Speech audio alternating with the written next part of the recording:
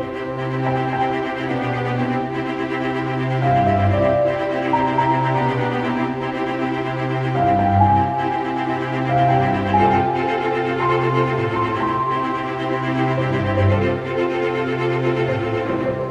everyone, and welcome to another episode of Superboy Legacy Podcast. Not Superboy, the Legacy Podcast. We have dropped the from our name because everybody calls us Superboy Legacy anyway. And with James Gunn's film coming out, it just makes sense, to connect it somehow with the title.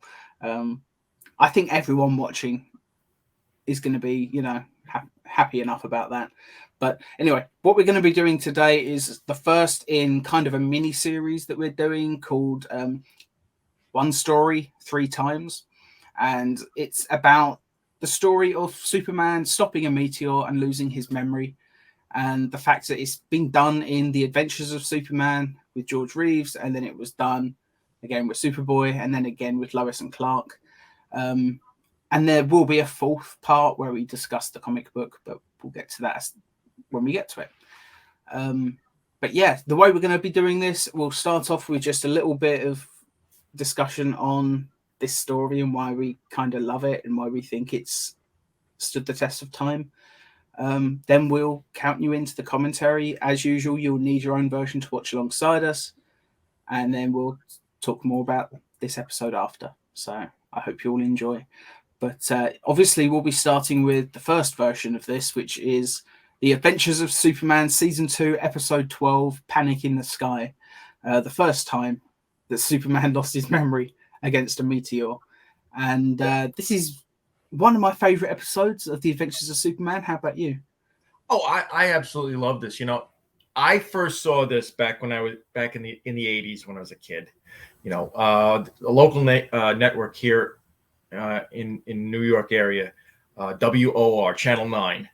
They were based out of New Jersey, and then later they became the UPN network for a brief period of time. They were airing every Saturday morning, Superman. And this was like 86, 87, 88. So it was coming up on the 50th anniversary when they were doing this. And, this was the first time that I'd ever seen George as Superman. And I love this episode. This is so great. I mean, there's no question that this is so great. I mean, this is of course season 2, so it's Noel Neill instead of Phyllis Coates. Who do you prefer out of the two personally? Because I'm a Noel Neill guy, but I thought Phyllis Coates was great as well. It's just Phyllis is great. She's a little bit more of what we consider the prototypical Lois Lane, the ballsy, in your face, she's not the damsel in distress type. But, Noelle was with the role for so long. She did the 2 serials beforehand. And then she did seasons 2 through 6 on Adventures of Superman, And, it makes sense. I mean, I don't know why they got rid of Phyllis Coates. Maybe she, I don't know, had a better job offer and it was something she was more passionate about or something. I don't know the reasoning. Yeah, I don't either. If the one to really ask about this would be Lou Koza of the Adventures of Superman group on Facebook. Right. He's the guy that he's like he's your equivalent over there. Yeah, he's the Superman, the Adventures of Superman fact checker. Yeah, we should get him on one of these days. Lou is definitely. Lou, he actually lives here on Long Island, and I met him going to Long Island Comics. That's my LCS. And anytime Lou would come in, you knew that you were in for a treat because he would talk about the show, the behind the scenes stuff, and I think he probably did tell me once why Phyllis was replaced with Noelle. But he just slips your memory at the moment. Yeah, he's a plethora of knowledge, and you know what? Never get him onto the subject of the death of George Reeves and the evidence in the house, because he's going to go through a diatribe of how it was a murder and not a suicide, which most of us already believe that it was a murder and not a suicide.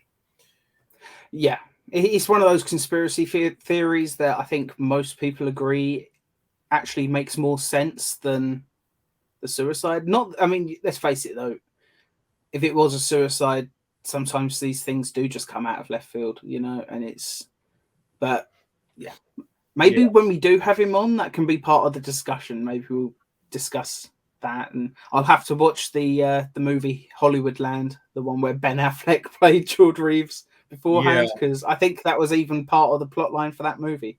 Although it's been a very long time since I've seen it.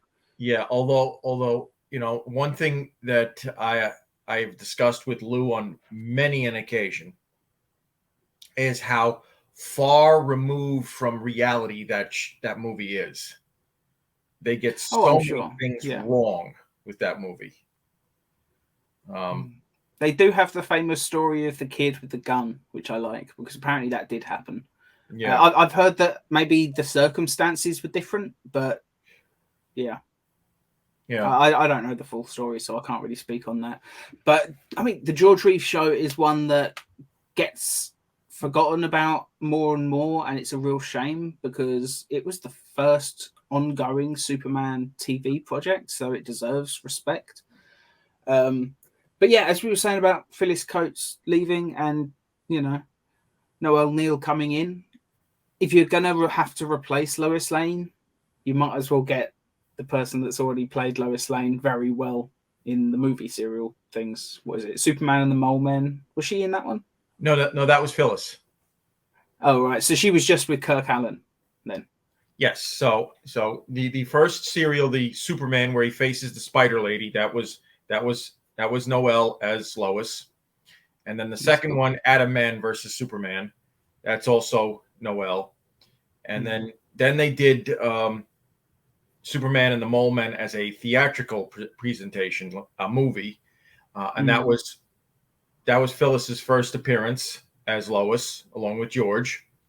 She did a very good job in that. I like Superman and the Mole Men. Yeah. That's something we may have to do a commentary on at some point because it's an interesting story.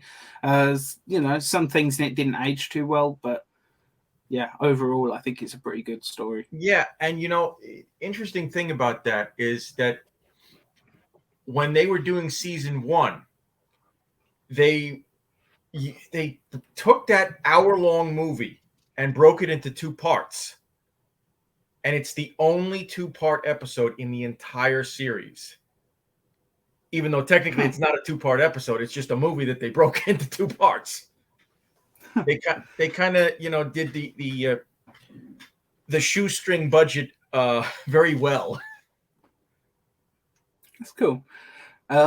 So yeah, should we get into actually watching Panic in the Sky? I mean, first off, I should say there is a very good reason why they have adapted this story so many times.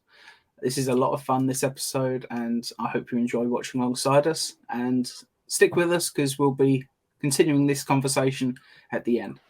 Yep. So get your DVDs or however you can watch it synced up and like zeroed out. Get ready, and we'll be hitting play in 3, 2, 1, play.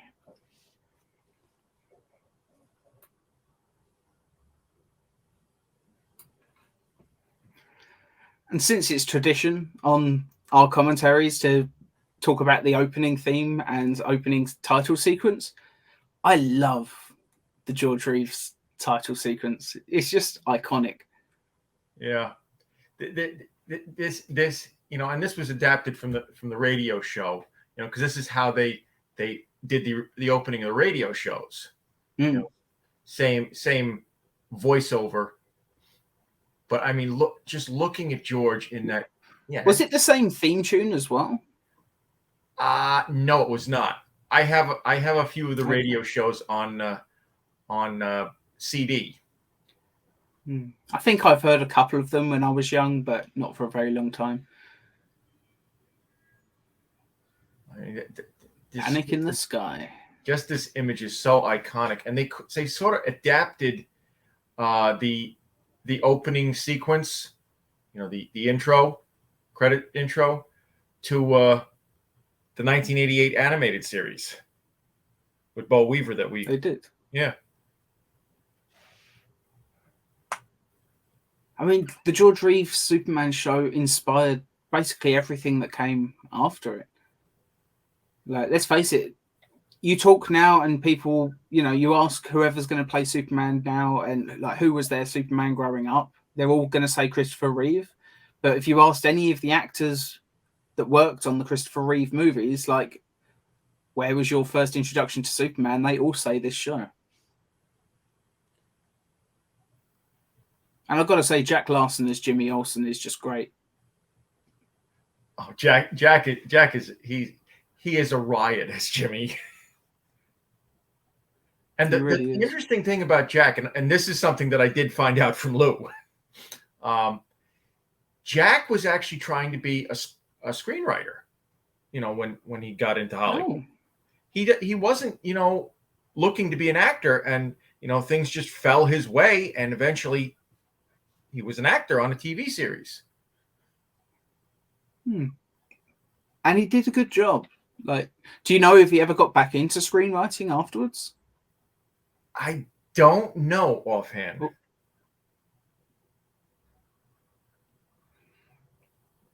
I forget the name of the actor that played Perry White in this, but I've always liked him as well. John Hamilton. He did a good job. He died. The visual effects for the time, considering how shoestring the budget was, that Meteor doesn't look half bad. Yeah. And, and there's something, because it's in black and white as well, it just looks great. Yeah, So what are you saying? Well, as I understand it, Aaron Price, our good friend from the Superboy group, he's also kind of re-upped the special effects on the Meteor. Because when he did that interview with Sam about a year ago. Is that on his YouTube account? I don't know if it's on the YouTube account. I'll have to check that out. Yeah, I know he mentioned it in the interview he did with Sam about a year ago. So it's in that interview video we got on the channel. Cool. I'll have to check that out again. It's been a while since I've seen it. Obviously, I edited the interview, so I've seen it once, but yeah, it's been a while. I just love that moment we just had, where George is just standing there staring up into space, and he's so serious. And he's just been explained the risks. They don't even know what the meteor's made out of. It could be made of kryptonite for all they know. Like, and this scientist, he's like, this could cost us everything. This could cost the world Superman. And yet Superman, without a moment's hesitation, is just like, I've got to try. And that's awesome. Like, he's willing, People say with a character like Superman, they're so strong, how do you make anything a threat? This shows that you can make something as simple as just a big hunk of rock in space a legitimate threat. And it's awesome.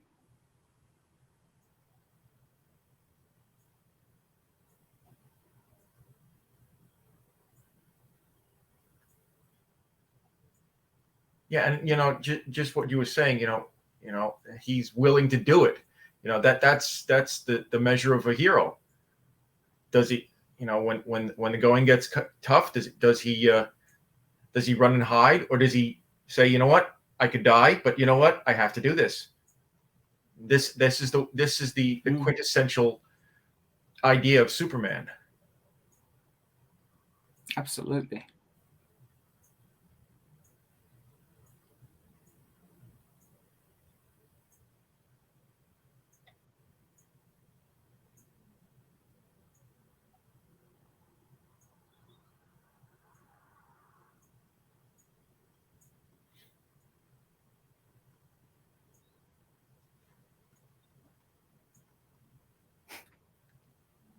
I do love how in all like these old projects, whenever you would see the Earth, it would just look like the Earth just floating in space. There's no atmosphere around it. There's no clouds. It's just a model of the Earth. I don't know. There's something charming about that. I just kind of love it. I love it too. It just, it here he is. Shows that the the time period that it was made, that the fact that we didn't know what the Earth looked like from space at that point. We didn't find that out until we Exactly. had astronauts up in orbit. Now, here's something to point out as well. Unlike the other versions where he loses the entirety of his memory, in this episode, George Reeves does remember bits and pieces, but he just does, like, he remembers bits and pieces of behavior and locations. He just doesn't know why. So, like, when he saw that woman coming, his instinct was to change back into Clark Kent. And yeah, it's almost like he was yeah, running. I know when I posted a clip from this. Yeah, it's almost like he was running on instinct on this. It's like an ingrained behavior. Car coming, must change clothes. Absolutely.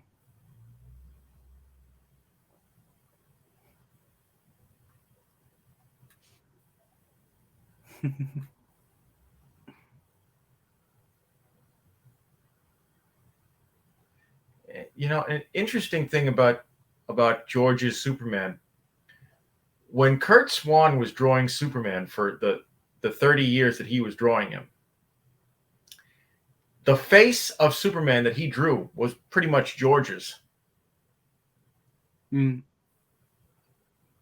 body type was very George as well. Yeah. Like George had the barrel chest, as we all say.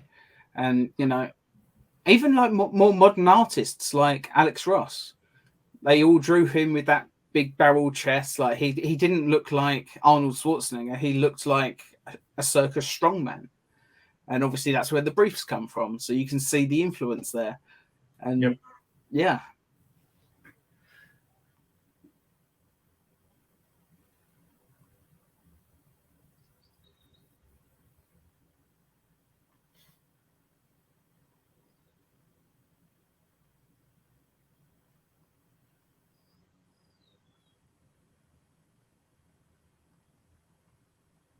I do love that Jimmy is just hanging out in Clark's apartment waiting for him.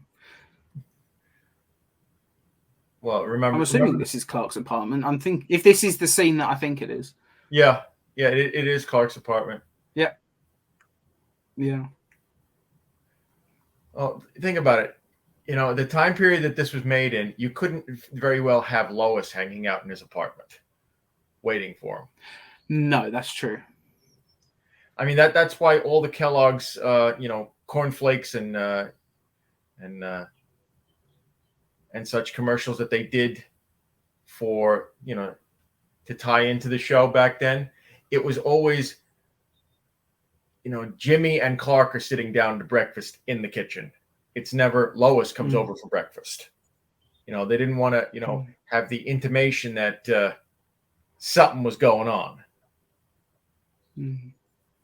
This scene as well, like he's still so dazed. He's so almost just showed that he's Superman to Jimmy.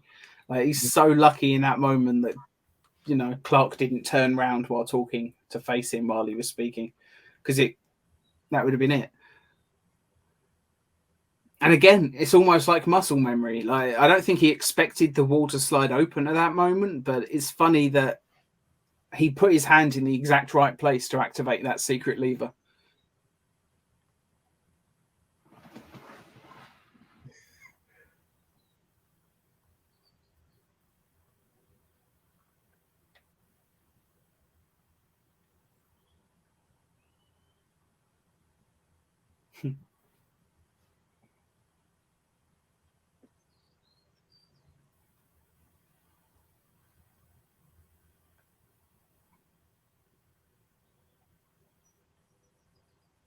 This scene has another one of those moments that I always like to point out to people when they say, why do the glasses fool so many people? Like, in moments like this, he's not even wearing the glasses. They're still not recognizing him as Superman, because who would expect Superman to be that weak? And he looks like he's on death's door. So despite not having the glasses on, that's clearly not Superman, because Superman's not like this. But the problem with this scene is nobody seems to notice. He broke through the glass and there's no blood on him. That's odd. Yeah. Sometimes people do just get lucky. Like, it's rare, but you know. Yeah.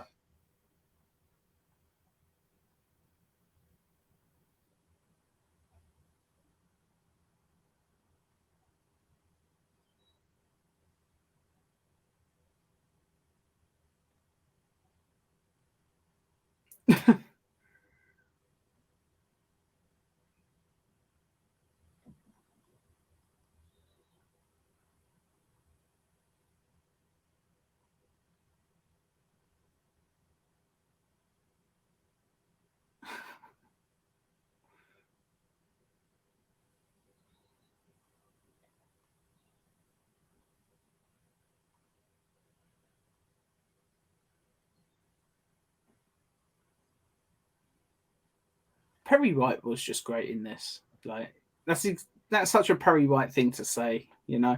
I think Lois and Clark's Perry White was a little bit more understanding, obviously, but this is very much the Perry White of the comics and of especially the Golden and Silver Age, where he's just a grouchy old man.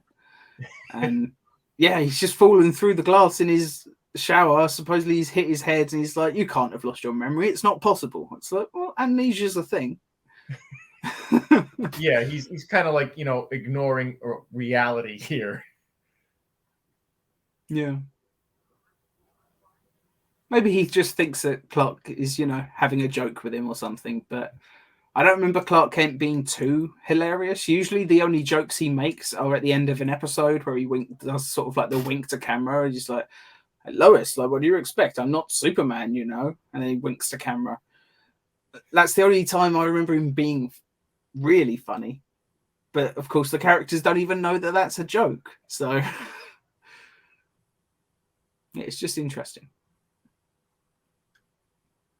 But they do such a good job directing this episode as well. Like, all this stuff with the meteor. Okay, they cut to a visual effects shot of the meteor from time to time, but most of the episode is just the characters standing and talking and looking up at the sky. And I don't know, I just feel like it's more suspenseful that way. We don't need to keep seeing the meteor because we know what it is. Yeah, I mean, it definitely builds the story, doing this. And as much as I love Superboy, and don't get me wrong on this, as much as I love it, this is one thing that they could have learned from. Watch some of the old episodes of Adventures of Superman. You could see how to do stuff like this. This is proof positive that you could do a Superman show on a shoestring budget and it looked good. Apart from the meteor having a very clearly visible wire hanging it up on that last shot. Yeah. But I think Lois and Clark and Superboy, obviously Lois and Clark less so, but Superboy also proved just how low budget you can go with it and still make a good show. I don't think the budget for seasons 3 and 4 were necessarily that much bigger. I think it was more just a case of they'd learned where to put the money by that point, so they were budgeting more carefully. But yeah, even Lois and Clark, not having him in the suit for so much, focusing so much more on just the character stuff, I'm sure they saved a lot of money that way. And it was obviously very clearly influenced by this, by the title of The New Adventures of Superman. Yeah.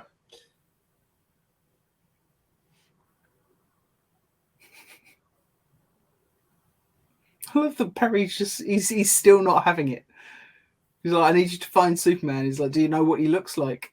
Of course he doesn't. He's got amnesia.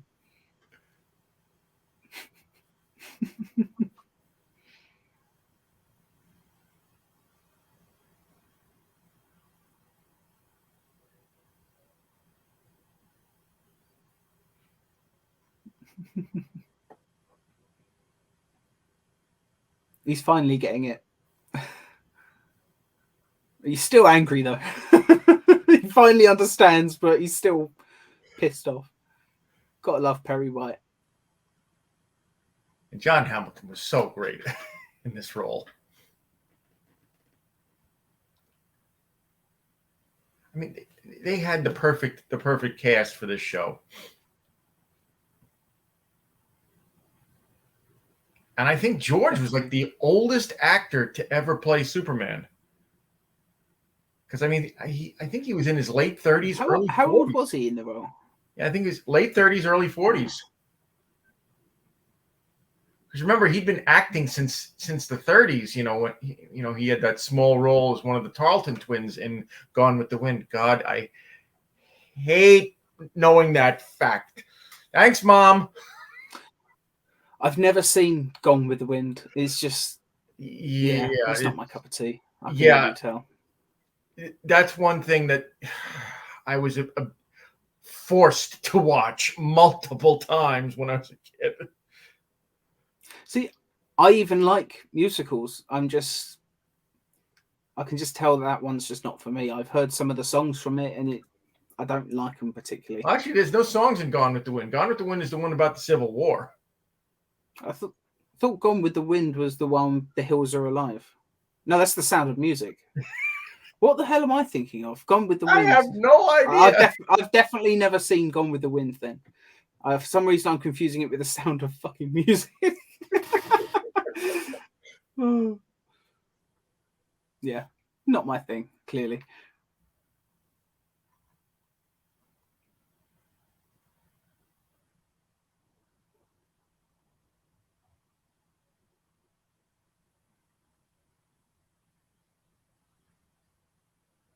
The interesting thing about the way Noelle Neal looks in this is only a couple of years after she did the serials, and she looks older, and not older in a bad way. I'm just saying she looks. Did she look maybe a little bit too young in the serials, do you think? I think it's just the fact that the cut of hair that she had. She had long hair in the serials, and in this, the shorter hair makes her look a little bit more mature. Which makes sense. Lois Lane is a professional journalist and stuff, and it's like, I know there's that story from Lois and Clark when Terry Hatcher auditions. They said her hair was too long and Lois would have a no nonsense hairdo. I don't know, maybe this show had a similar idea or something. I don't know. That's something to ask your friend.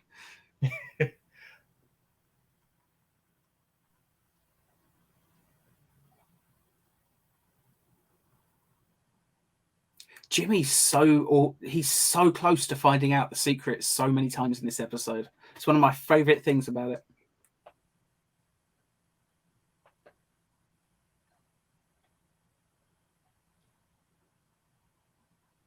And this is one of those moments where you can see how good of an actor Jack Larson was.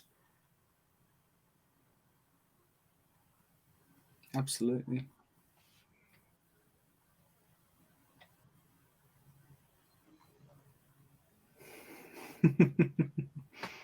Yep, that'd do it.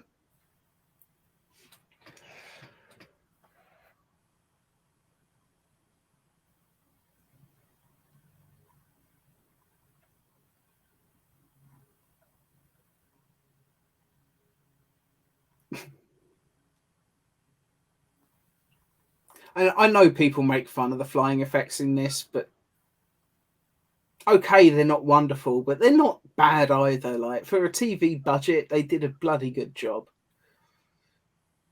Oh, absolutely. And the interesting thing is, first season, there were better shots, especially the shots, of him on wires. And then there was the issue where the wires broke and he nearly got killed. That's why they switched to laying on a box. Yeah, and he says, "You know what? You find a way to make me fly that doesn't involve wires, because I'm not risking my life again." Which is funny, because that's part of why John Newton was let go, because he had a problem with where he almost died a couple of times shooting the first season. And he just, like, they told him that by the second season he would get a pay rise, and when they went back on that, he was like, it's not worth it. And negotiating for that contract, like, it's part of the reason he was let go. It's not the whole reason, as we've talked about so many times, but Yeah, it is funny that the wires almost, they're clearly a very dangerous thing. And respect to Gerard for doing it for 3 seasons after that, because I would hope that they'd improved their technique slightly, because the wire work with Gerard seasons did just get better and better. you got to hand it to George though. The landings that he does, when he comes down, and I know he's probably just jumping off of a ladder or something. Yeah, but or just a big box. Yeah, but when he comes down, when he comes down, he's not even crouching. When he comes down, he's just like a standing drop. Oh, you can so clearly see the wire on that Meteor in that shot. Yeah. Back then, when the Earth was there, I don't know if you could see it on your DVD copy, but you could see that the Earth was sitting on something. I'm guessing like black velvet or something, but where it had ruffled up, you could totally see. But it's part of the charm with the older shows, isn't it? You see the way they did things.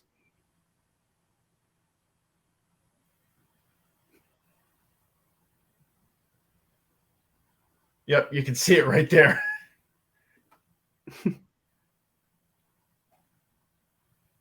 The close-up shots look really good. I'm guessing he's just in front of something that's, rear projected. But the fact they got the wind blowing his hair and the cape, like, it looks good. The close-up shots of him flying look really good overall.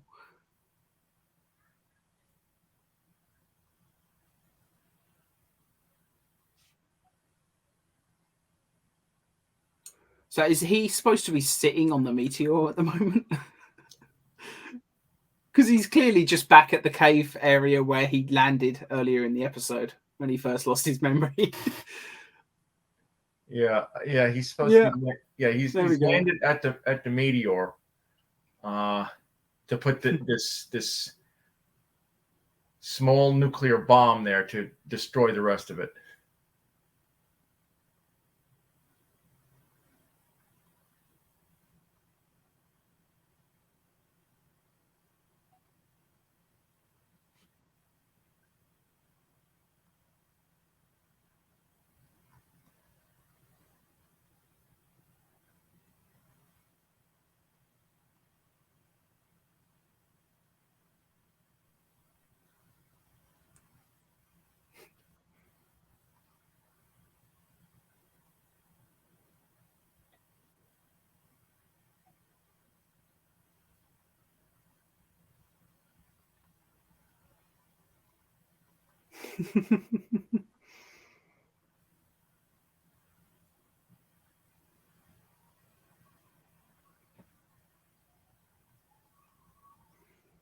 Yeah. They always save the good joke for Clark Kent for the end of the episode, and it's one of my favorite parts of the format for this show. Yeah, he does get to be a little bit humorous, but it's always, when he's doing that wink to the camera. Absolutely.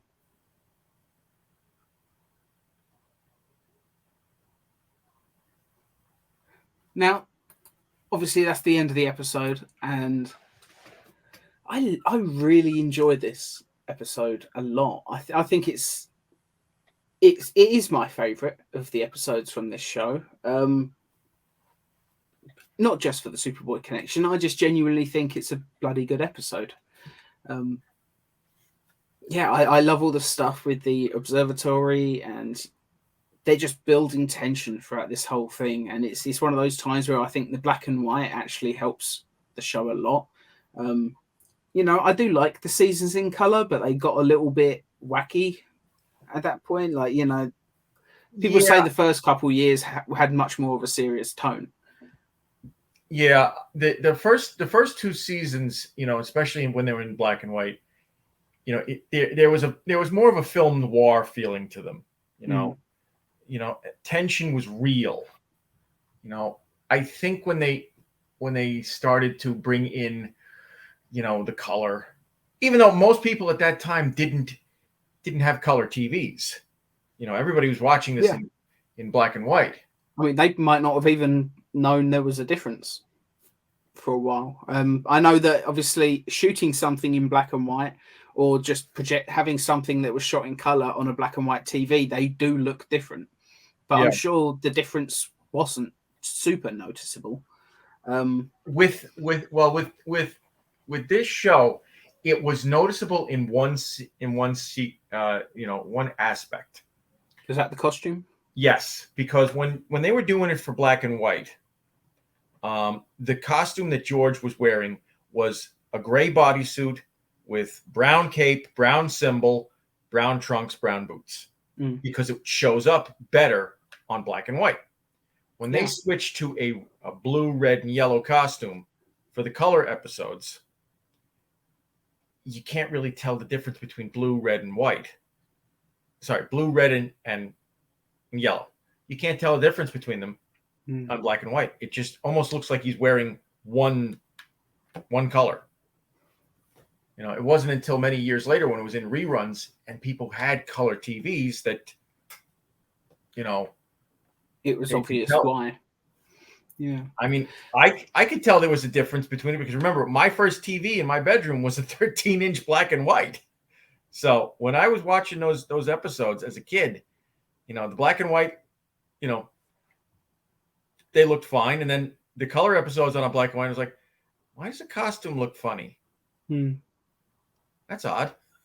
It's funny. And obviously I was only born in like September 89, but my mother still had her first TV, which went into my bedroom. It was this tiny little, well, it was massive, but the screen was tiny and it had one of those dials on it. And you literally had to tune it like a radio looking for the signal. It didn't have, you couldn't just set like each channel. You had to tune it in and mess with the dial until it was as clear as you could get it. And it was never that clear.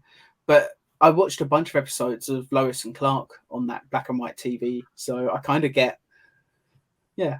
something in common there. We both watched color Superman on a black and white TV at some point in our childhoods. That's kind of awesome. Yeah, watching cartoons like G.I. Joe when I was a kid was an interesting experience. I wish we still had that TV. I think eventually it just broke, but yeah, no, I kind of do still wish I had it just as a nice little prop. I could just, you know. But there you go. But no, Panic in the Sky. I mean, you can see why this is such a fan favorite episode. I think the use of tension is really well done, especially with just the limited times they would show the meteor. It was mostly, as we said during the episode, it was mostly people standing around looking up towards the sky and talking about it. But every now and then, just to put a button on the scene after a long load of conversation about it, you'd see just a shot of the meteor just hanging there, and then you cut to the next scene. And it was shown just enough to keep the tension building. And I thought that was really well directed. Yeah. Yeah. You know, and it's well written too, you know. Yeah. I mean, really well written. I loved the bit at the beginning when, you know, they're standing at the window, like Jimmy, Lois, and Perry are standing at the window, and they're in shadow, but then suddenly the whole shot just lights up. And he's like, Perry, like Jimmy, like looks at his whole, that's not daylight, is it? And it's like, yeah, it's just affecting the lighting was enough to say like the meteors moved slightly and the lighting's changed because of it, which kind of, yeah, it throws almost the whole scene into darkness at one point and then light. And then there's that part where they say it looks like it stopped moving now. And Lois is just like, no, that means it's moving towards us. Yeah. And yeah, that was clever. I thought the writing in that scene, as an just to establish the story and the threat, I thought that scene was just expertly written. Well, you know, it does show that when you have the right writers doing stuff, you know, you can get gold. Yeah. You think about it, that shot is one camera angle. They don't move. That whole scene is just one shot of them looking, and what I'm guessing would amount to, they've got the light, like they've got a light shining on them, and I'm guessing they just had someone with a big piece of card that just slowly moves it in front of the light or something. That's probably all they had to do, and it was just so effective. Like, yeah, I have a tremendous amount of respect for the directors and filmmakers working on this back then, because they didn't have much money to work with, but my God, did they make the best of it? Yeah, just the fact that, you know, they knew how to build tension back then. They knew how to you know, and this goes back to my little issue with, you know, George Lucas and Empire Strikes Back, how he had to show the Wampa. You know, there's a school of thought in film, and I know you did take film, that less is more. Definitely.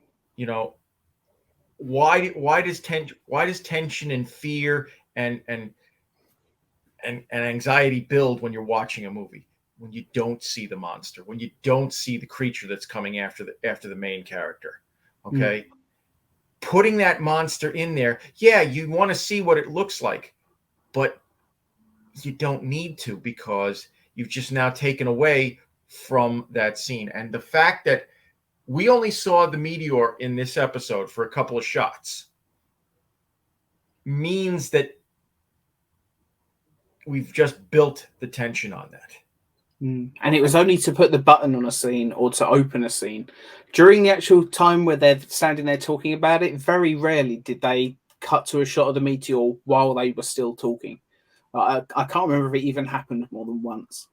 And it was just, if they kept cutting back and forth, if you just hear them talking and they're saying all this dialogue and you just keep cutting back and forth to the Meteor, it would lose so much of its threat, because you just, one, because the Meteor didn't have the greatest budget, so you'd have the audience seeing the string holding it up more often. That would kind of destroy the scene.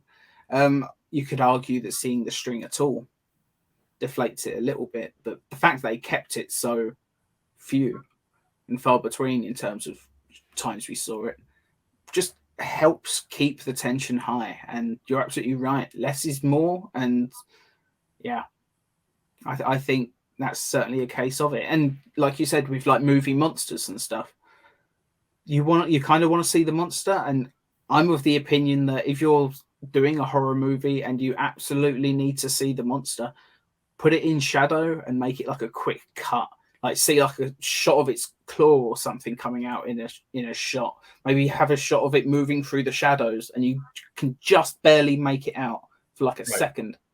So much scarier than if the monster just comes out of the shadows stomping towards them and starts screaming. It doesn't matter how good your creature effects are. You show it too much, it loses the mystery, and the mystery is part of what makes it scary. And yeah, it's a funny thing to tie it to a Superman episode, but I think people will get what we're saying. Yeah, I mean, you know, perfect example of what we're talking about is the original Alien from '79. Okay, how did we build how did they build the tension around the creature? You didn't see it. It was in shadow. Okay. I mean, the first time we actually got to see any of the creature, I mean, other than, you know, the infamous chest burst, okay, is the scene when Brett is trying to look for the cat. Okay, he goes looking for the cat, and then you're watching behind him, and you see this thing coming down, and then it stands up, and then he turns around, and there it is.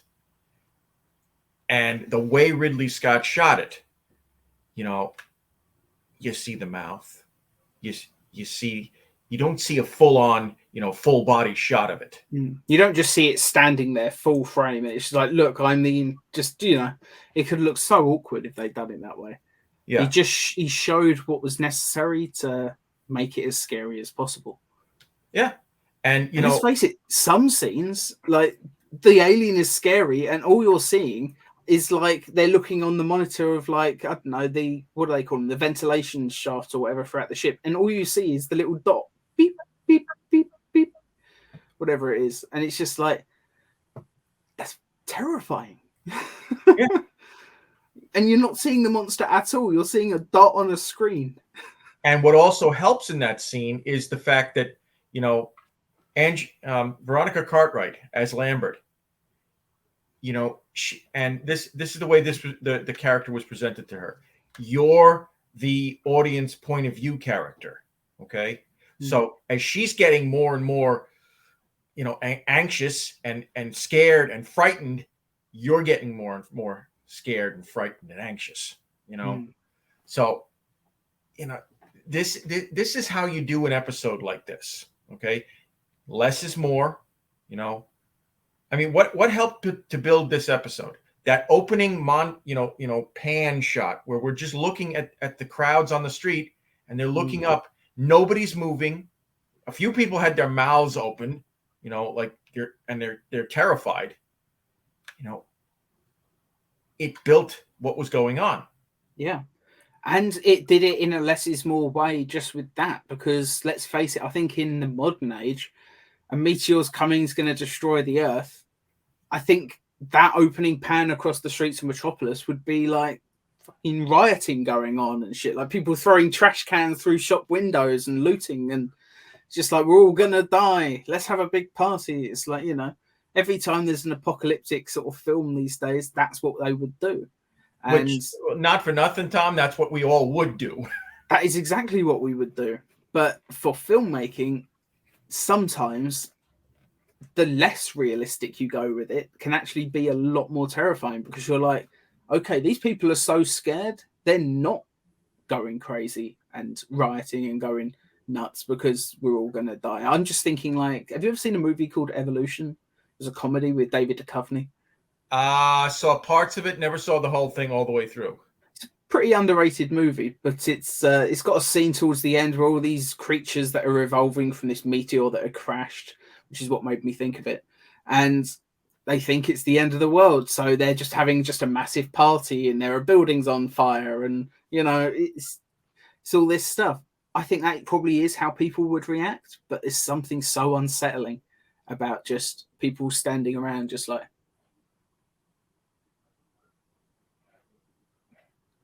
so much more scary, because it's like they're too scared. They're too scared to even know what to do. It's like they can't even process it yet. Yeah, they're too scared to actually, sit there and do what, humans normally would do, is like, oh, it's the end of the world? Hey, why don't I go down to Target and riot and loot? Which is probably what I would do. I'd go down like, there's this video game that I've wanted for a couple of months. I can't afford it. I'm going to go and steal a brand new PS4. I'm going to steal the game just so I can spend the last few hours at least getting to try it, or something stupid like that. You just be like, you do the thing you always wanted to do. You'd phone the girl that you've always loved and express your love for them, so at least they know before you all die. It's like little things like that. Humans would just be making sure that when they go, they've no regrets. Like, I think we've all got someone in our lives that we want to be able to tell before we go. But, yeah.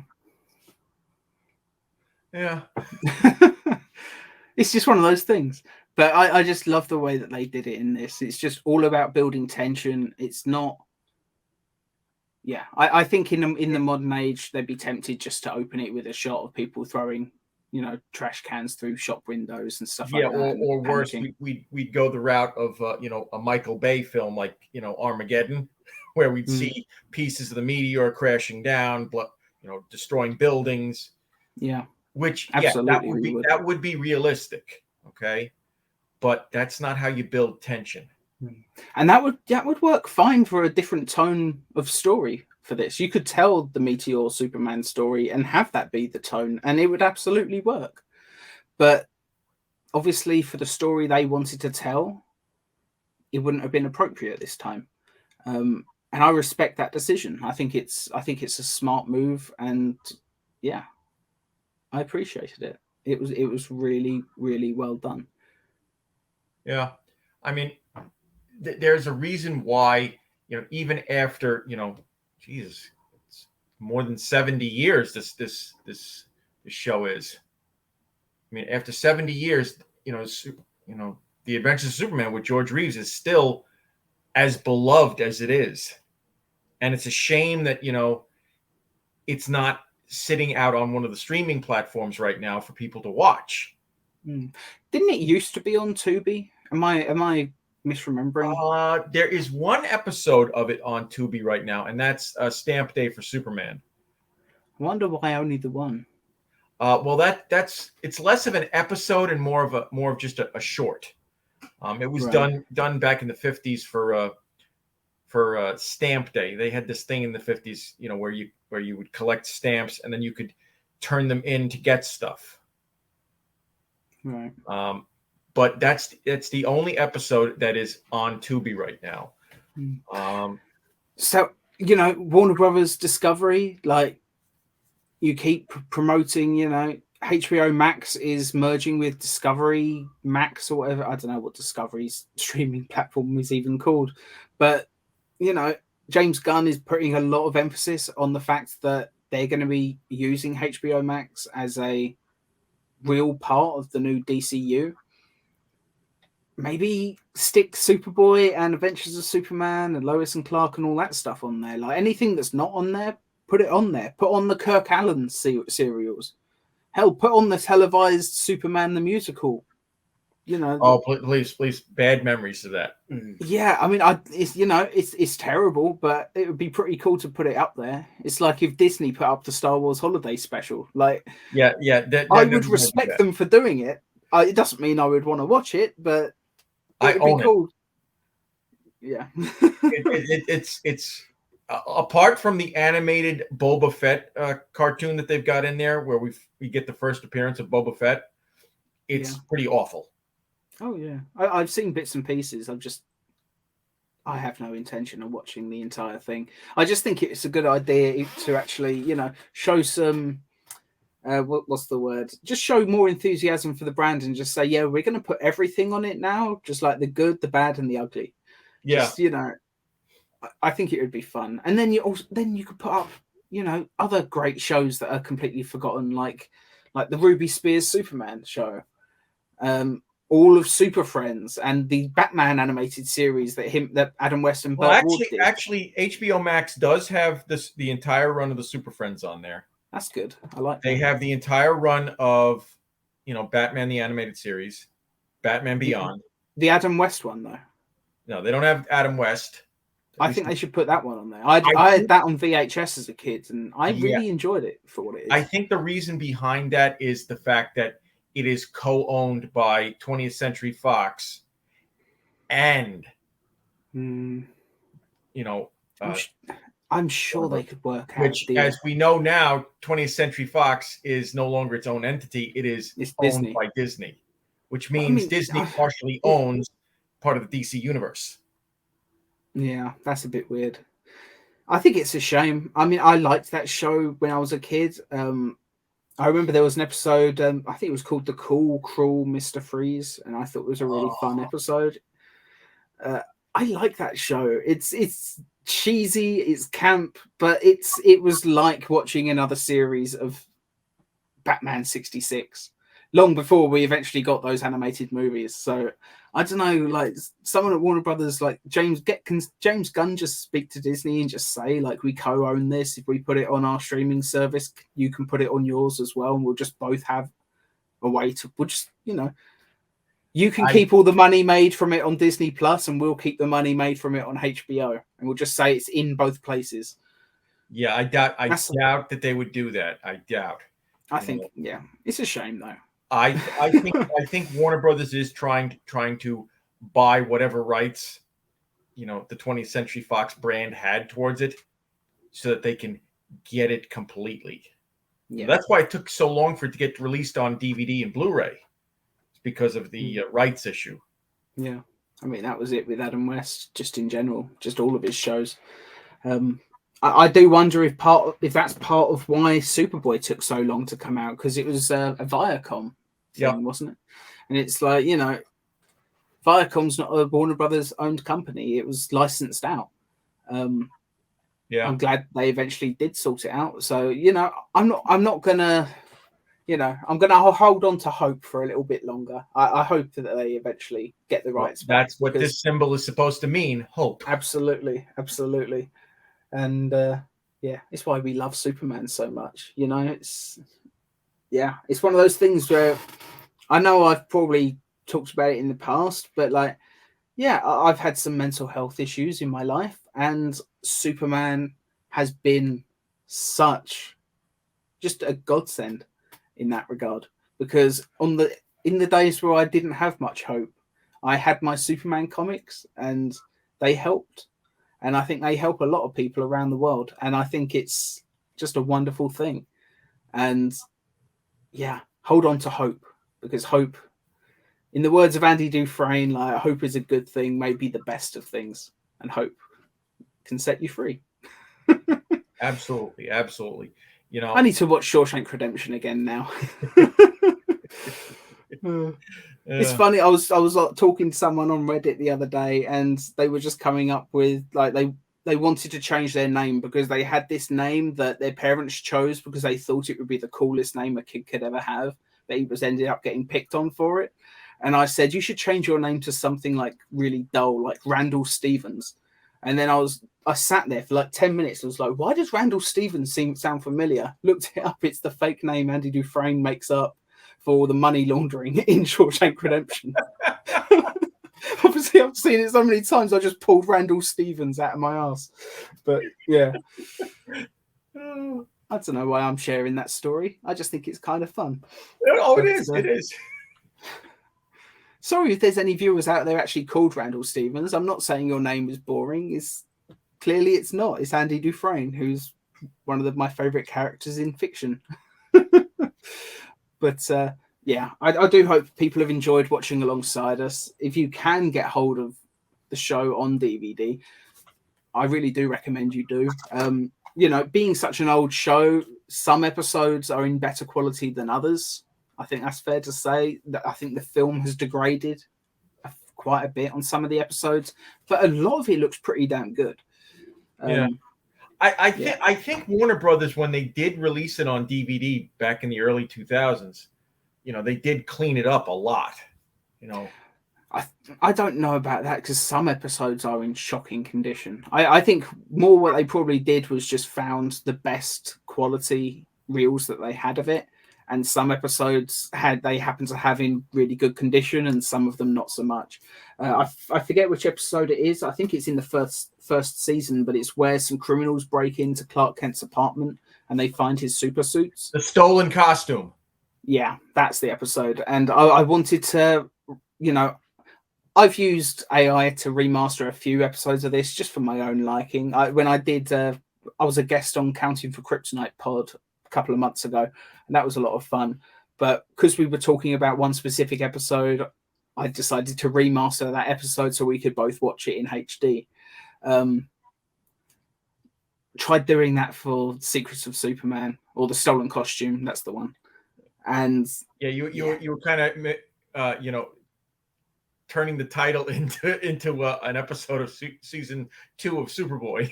Yeah, and not a good one either. But no, it's just, yeah, I tried to do the same thing with the Stolen Costume, and yeah, there was very little it could actually do for it in that case. But yeah, I just think when shows are as old as this, it's going to happen.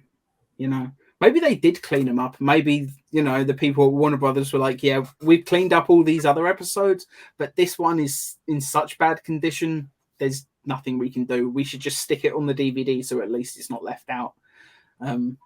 Yeah. But yeah, if anybody, I know that some people from Warner Brothers have found our channel in the past, and if anybody that worked on the George Reeves DVD, like box sets, is watching, like, I know the odds are slim, but just in case, let us know. I'd be interested to find out. That's all. But yeah, thank you all so much for watching this, which is the first in our 4-part mini-series. The next time we do one of these will be on Superboy Lost, and then we'll do the Lois and Clark's All Shook Up, and then finally we'll talk about the fact that it's had a comic book adaptation. That should be fun as well. I'll look forward to it. But so will I. Yeah, maybe we'll do the second part of this next week. We'll see how we're feeling. I do know we've got a commentary that we've been requested to do, so maybe we'll do that in between. But what commentary is that? I forget which one. I'll have to go back into the YouTube comments and see. It might be Black Flamingo. I'm not sure. Maybe next week we'll just do part 2 of this, and we'll go back. You see the shudder that. Yeah, I know. It's not one I particularly want to watch either, but yeah. Maybe we'll just finish up this series. This will be the Superboy podcast for the next couple of weeks. I hope people don't mind, because we've done a lot of commentaries lately. It's nice to mix it up a bit for a while. But yeah, thank you all so much for watching. If you enjoyed this, be sure to give us a like, share, subscribe, and be sure to leave us comments and stuff. Like, let us know if you enjoyed it. What did you think of this episode of the George Reeves show? Like, especially if you hadn't seen it before and you've gone and found it somehow. Or even if like us, you haven't watched it in so long. Let us know what you think. Yeah, I think it's a surprisingly great version of this story. It's funny that George Reeves, Gerard Christopher, and Dean Cain all had a bloody good version of this.